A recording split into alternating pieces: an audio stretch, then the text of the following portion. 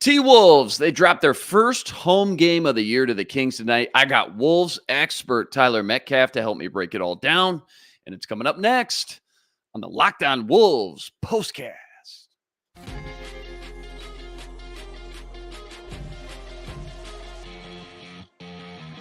You are Locked On Wolves POSTCAST, part of Locked On Minnesota on the Locked On Podcast Network. Your team every day. Wolves lose their first inside the target center of the season, 124-111 to the Sacramento Kings. They fall to 11-4 on the year.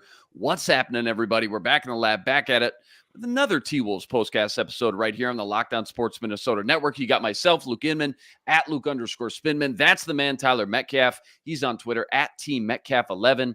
And Tyler, before we jump into all the action, quick reminder, tonight's postcast brought to us by Game Time. Download the Game Time app, create an account, and use the code LOCKEDONNBA for $20 off your first purchase. All right, brother, let's just jump right into this one. Wolves come into this one 7-0 at home, best in the league heading in. More importantly, though, tonight, they were 2-0 in the in-season tournament inside Group C. They squared off with the Kings. They were also 2-0 in Group C. So the winner of this one was going to clinch a spot in the next round. So goes without saying, plenty to play for tonight. Before we get into all that, though, the individual stuff, just give me your biggest headline from this one, the biggest takeaways top of your head. The Kings just couldn't miss, shooting almost 50% on 35 attempts from three. Insane.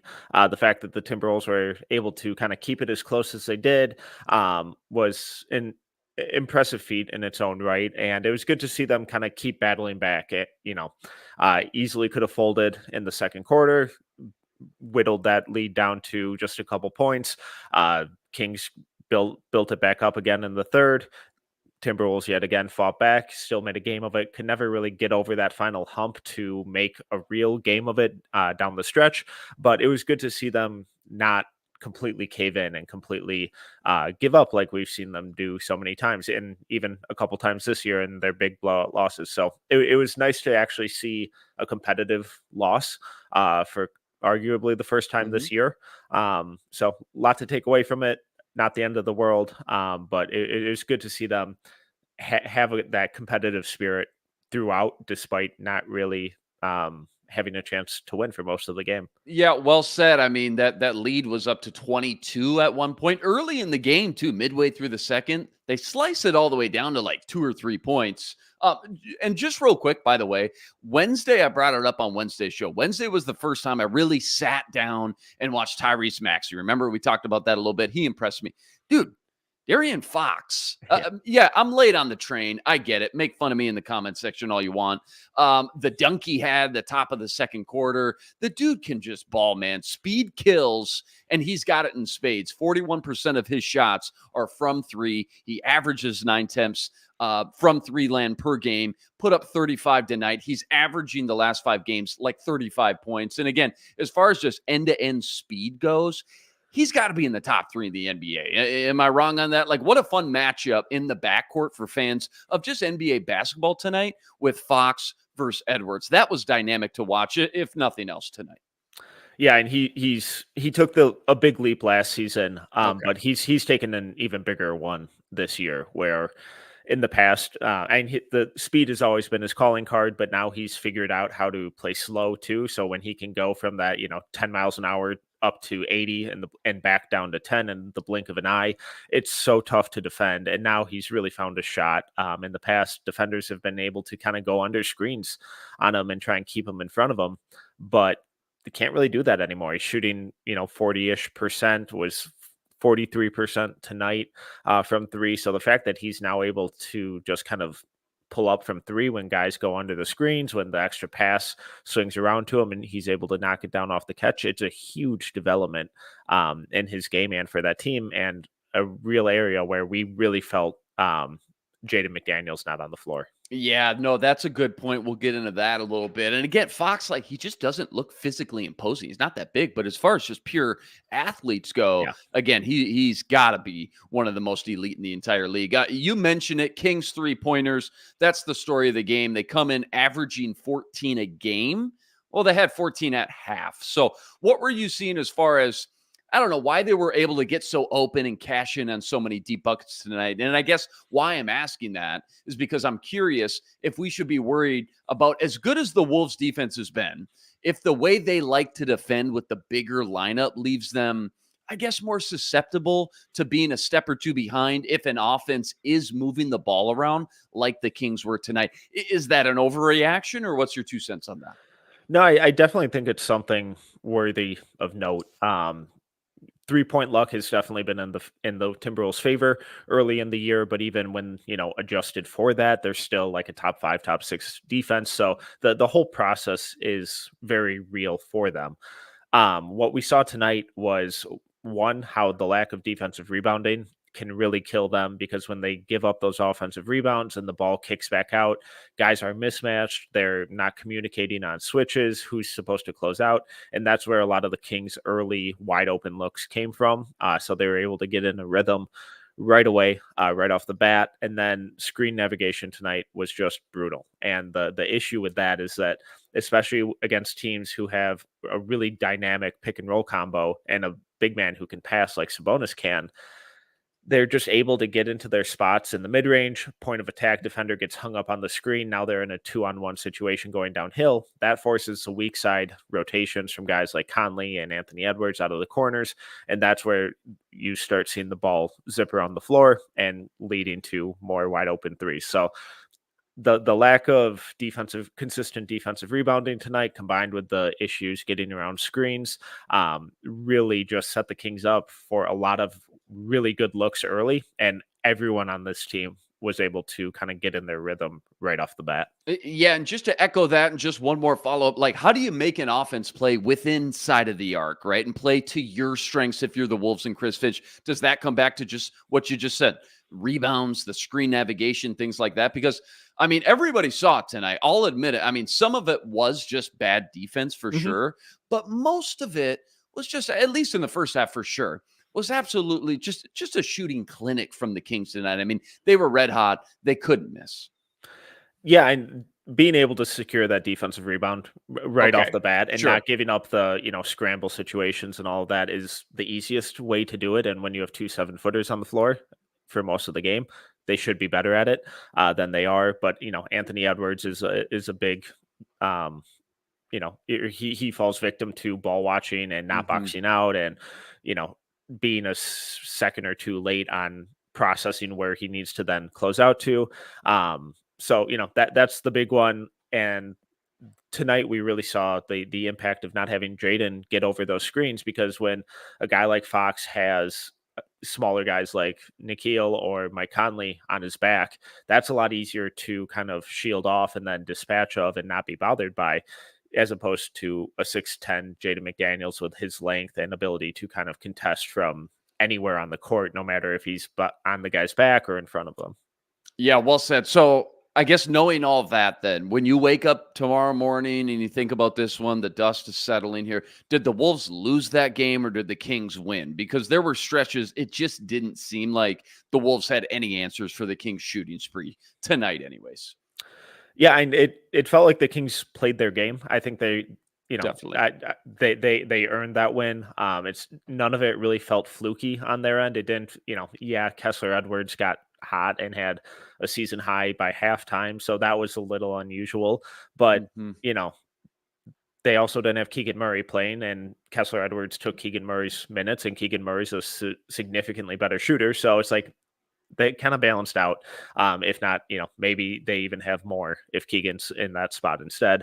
But Timberwolves threw a lot of really golden opportunities away with a bunch of lazy turnovers. There were a handful of opportunities in the second half when they were trying to get out and run in transition to get an easy bucket, and they just threw it into the stands. And a lot of the shot selection in the kind of early fourth quarter, it got a little panicky, and guys kind of started reverting to a little bit of hero ball. And when those shots aren't falling, offense tends to look really bad.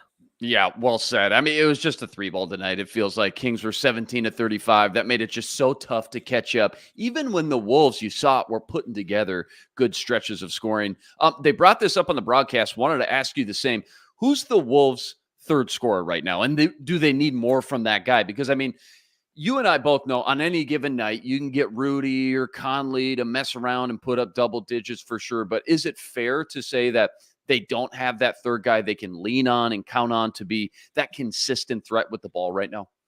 Yeah, and it's a pretty big gaping hole Okay. in their roster right now, and we've seen that a lot with the second unit when both Cat and Ant are off the floor.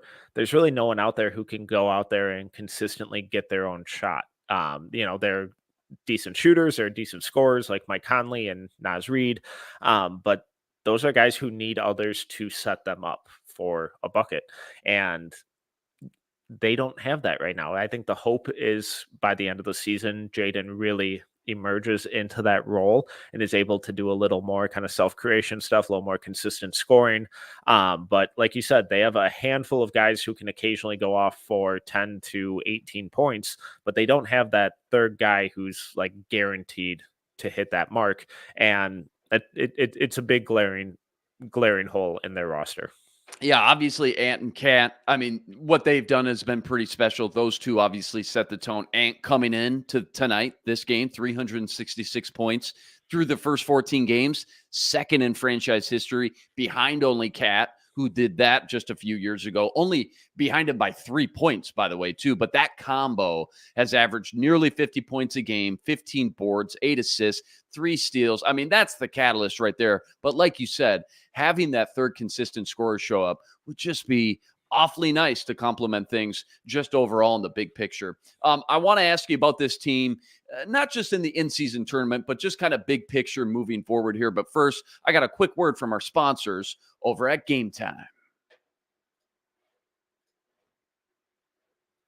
Quick reminder, this episode is brought to you by Game Time because you should never have to worry when buying tickets to any big event. That's why Game Time is the fastest and easiest way to buy tickets to any local event, concerts, comedy shows, sporting events, even Broadway theater, and with killer last-minute deals, all-in prices, views from your seat, and their best price guarantee. Game Time takes the guesswork out of buying tickets. Personally, for me, I love that view from the seat feature they offer so I can get a real look, an accurate visual on where my seats are going to be so I know exactly what to expect before spending all that money. And with their all-in prices, Game Time shows you exactly how much you're spending with no hidden fees. It's time to take the guesswork out of buying tickets with Game Time. Download the Game Time app and see for yourself how easy it is. Just create an account, use the code Locked On NBA for $20 off your first purchase. Again, just create any new account and redeem your code Locked On NBA for $20 off your first purchase. Download Game Time today. Last minute tickets, lowest prices, guaranteed. Game Time. Terms apply.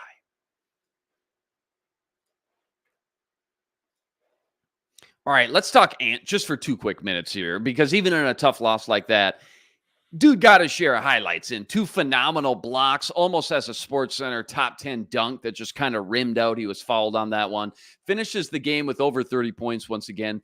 Big picture, who's the last guy you remember to transition this smoothly and easy, I guess, from college to the pros like this? Like, only 22 years old, and yet everything he does when you watch him, it just looks so smooth right now.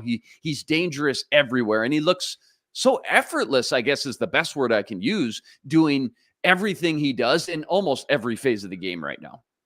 Yeah, I mean the easy one, and it's the kind of comp that he always got coming out of college, and what people hoped he would grow into is Dwayne Wade. And it's those are lofty goals because Dwayne Wade was a hell of a player. But there's a lot of that in his game, that freakish athleticism, that ability to get to the rim whenever he wants, just that fluidity, kind of knifing his way through the paint. The shooting kind of comes and goes, and it's a better shooter than Wade ever was.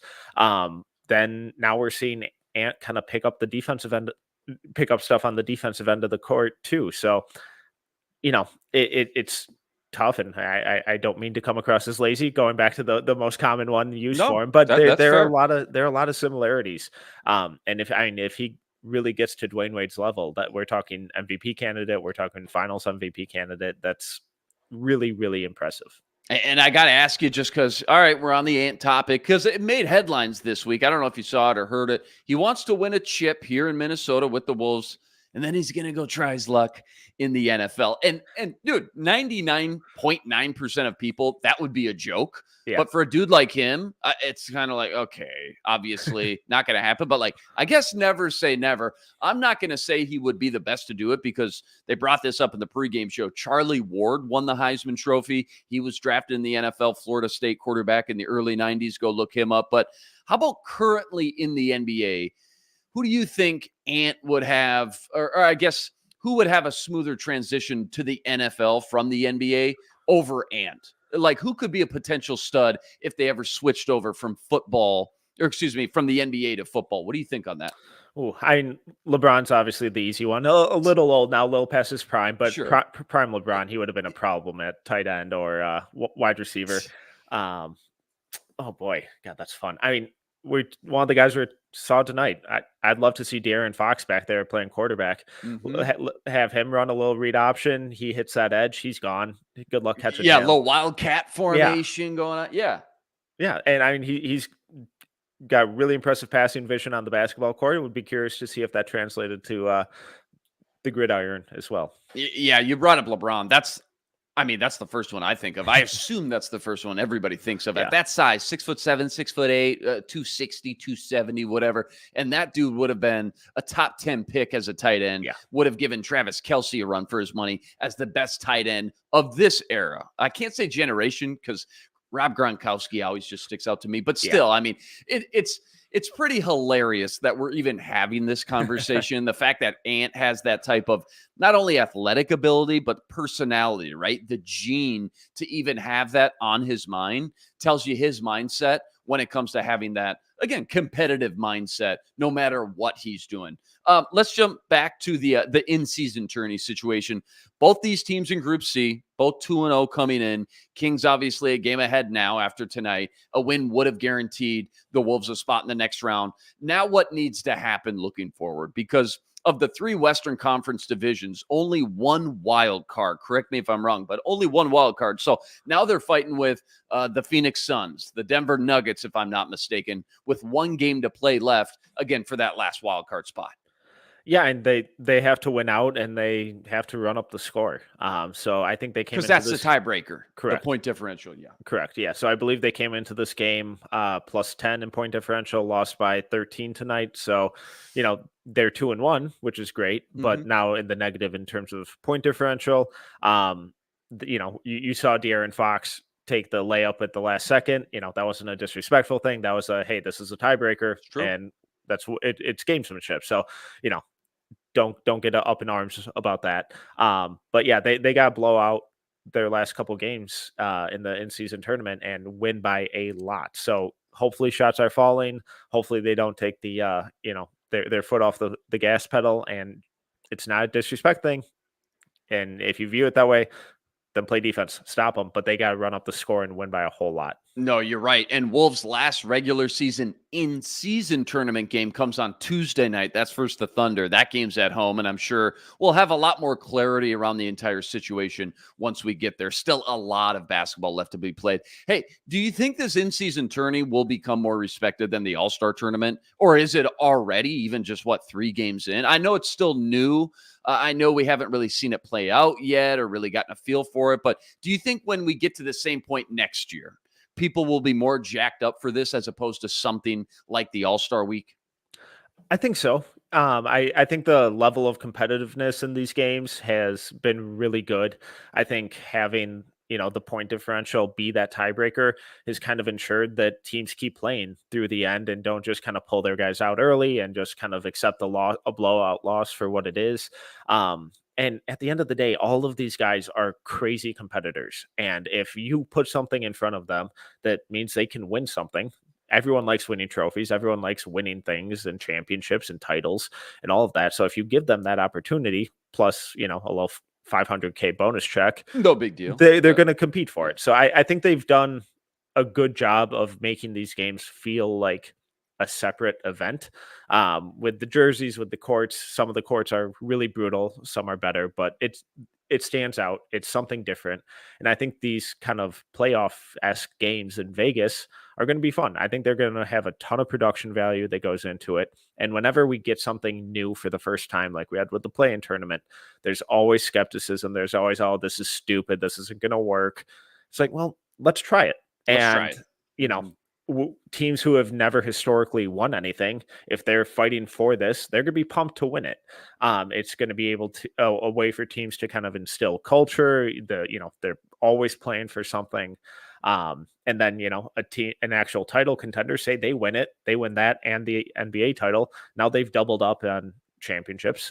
They pulled off the double, and that's when, the whole arguments of, oh, is this the best team we've ever seen are going to start, which will just be a whole new slew of, talk show hit points. Yeah, because we need more of that too. Yeah, exactly. We need more of that. No, that was very well articulated. I couldn't agree more. Just to echo you. These guys are going to play hard during the regular season, whereas an all-star game, you never know what you're going to get. Sometimes you do, but you just never know. So this tourney is a far more competitive environment, I think, and brings a lot more intensity, in my opinion, anyways, for sure. We'll see how it all plays out. A couple more quickies to close here right after a quick word from FanDuel. Quick reminder, this episode is brought to you by FanDuel, America's #1 sportsbook and official sportsbook partner of the NBA. Right now, new customers, check this out, get $150 in bonus bets with any winning $5 money line wager. That means all you got to do is find the best money line bet you like. You wager $5, you win that bet, you're getting $150 in bonus bets back. So if you've been thinking about joining FanDuel, no better time to get in on all the action. The app, it's so easy to use, and they got everything you need. Money lines, parlays, prop bets, you name it, they got it. FanDuel's got everything you need to bet on the entire NBA season, and it's by far the easiest and simplest betting app to use. Go check it out for yourself. Visit FanDuel.com/lockedon. That's FanDuel.com/lockedon today. America's #1 sportsbook, FanDuel, official partner of the NBA. Last couple before we wrap up here. This is a little easier to say after a loss, but I had this one written down coming into this one. Again, 11-3 record, 7-0 at home. You got to remember, too, Wolves fans have never seen a start like this. I mean, just quite literally, right? But are the Wolves playing their best basketball yet? I mean, is that kind of a hot take to say that no, they're not? And if no, what do you think needs to happen, or what are you looking for that they could still some areas to improve on?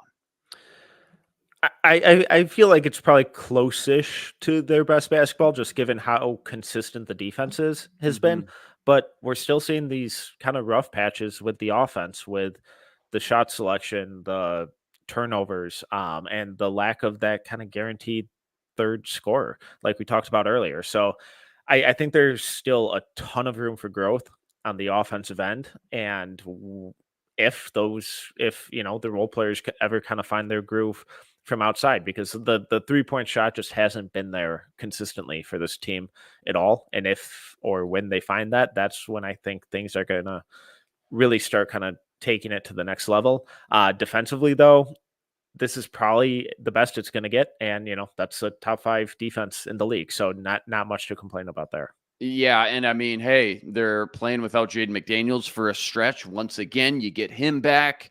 You get other guys to full strength, Jordan McLaughlin, a few others there. And I think we've gotten spurts here, haven't we, when it's all come together. It's been scary to watch in a good way. Like even Cat, think about Cat. He played okay the first 6 games of the season. Didn't play bad. He played fine. But I think if Cat can continue to maximize the offensive talent with Ant doing what he does on a nightly basis and everyone starts playing together even more so, this could be legitimately one of the best Wolves seasons T-Wolves fans have ever seen. I forgot to ask you this the other night, so I wanted to just bring it up real quick. I saw before the Sixers game, they recalled Wendell Moore and Leonard Miller from the G League. So they're up. They're ready to roll. They're on the bench. Quick thoughts on those two, what you see their roles being throughout the rest of the season, if anything. Will either guy be a factor or see the court at all in your estimation?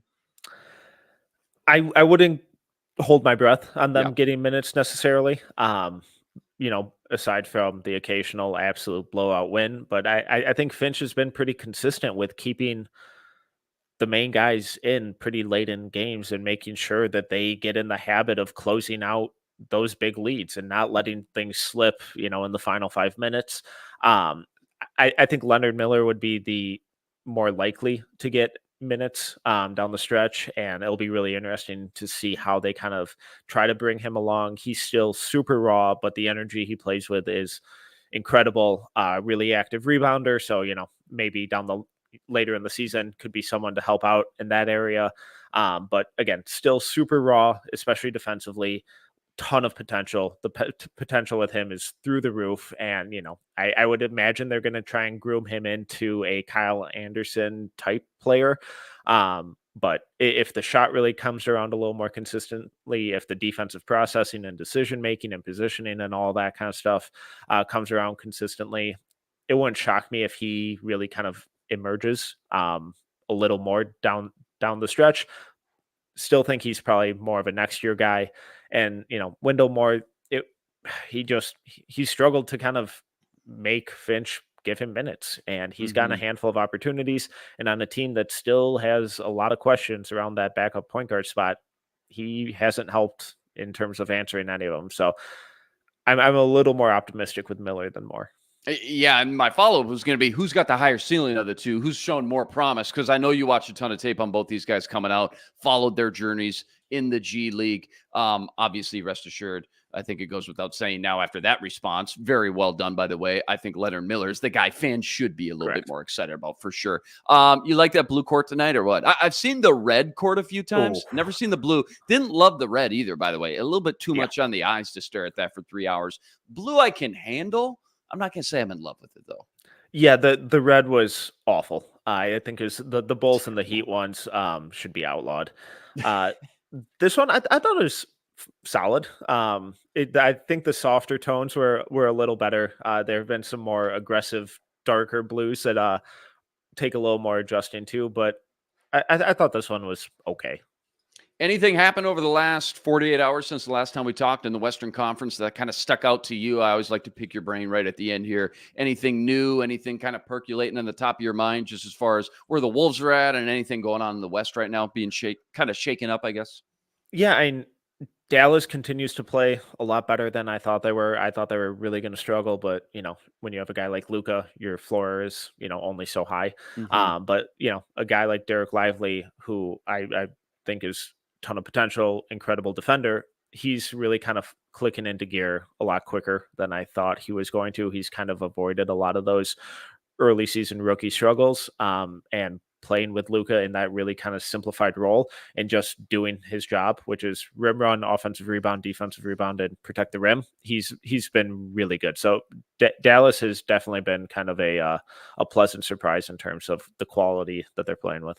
Yeah, definitely. Well said and well done tonight. As always love picking your brain for 25, 30 minutes. You're an elite NBA mind. Wolves get handed their first loss at home tonight versus the Kings, 124-111. They moved to 11-4 on the season. Now they got to hope they can sneak into the wild card in this next round of this in-season tourney. Huge shout out to everyone who joined us in the postcast tonight. Rest assured we'll be back each and every game, same time, same place, right here to break it all down. And quick reminder as well, go check out all Tyler's work on Twitter at Team Metcalf 11. That's going to do it for us tonight, though. Next on deck, it's the Grizzlies. It's this Sunday, and it's at 5:00 p.m. tip-off Central Standard Time. Join us again right here for the entire recap and follow all our work over at the Locked On Sports Minnesota Network. And last one, I promise, if you haven't already, go check out Ben Beacon over at the Locked On Wolves podcast as well. He's Tyler Metcalf. I'm Luke Inman on Twitter at Luke_Spinman. Until next time, signing out.